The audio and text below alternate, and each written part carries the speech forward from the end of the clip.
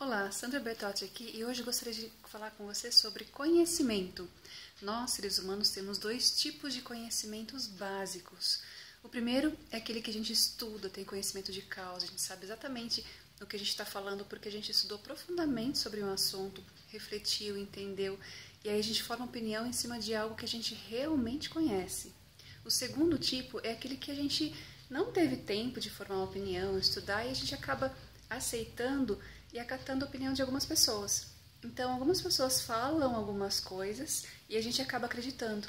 Então, o ponto principal que eu gostaria de convidar você a refletir é qual tipo de conhecimento a gente mais bate o pé. Quando a gente está conversando com alguém, de repente, talvez a pessoa tenha um conhecimento mais aprofundado naquele assunto que a gente apenas tem uma opinião baseado no achômetro ou no que a gente ouviu falar.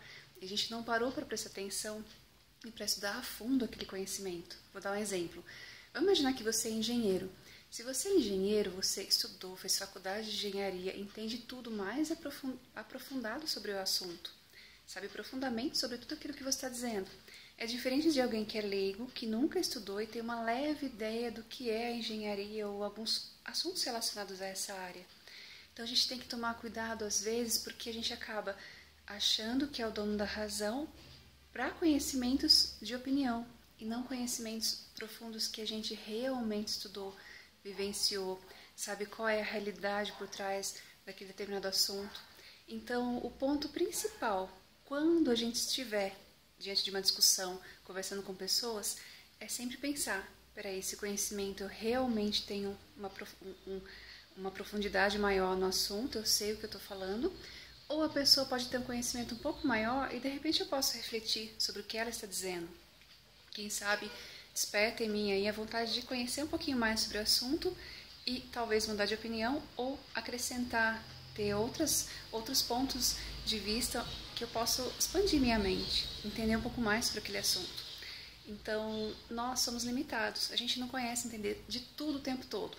A gente, sim, tem uma seletividade de acabar conhecendo, entendendo aquilo que por algum motivo a gente teve contato, ou por questões familiares, amizades, experiências de vida, algo que fez com que a gente realmente tivesse contato sobre aquilo.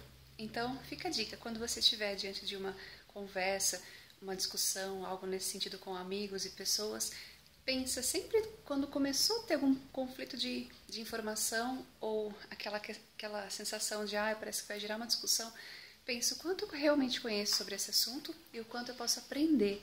Sempre a gente pode expandir nossa mente, aprender conhecimentos novos. E tudo isso depende da nossa força de vontade e o quanto a gente vai estar aberto a entender o outro lado. Ok? Um abraço, até a próxima.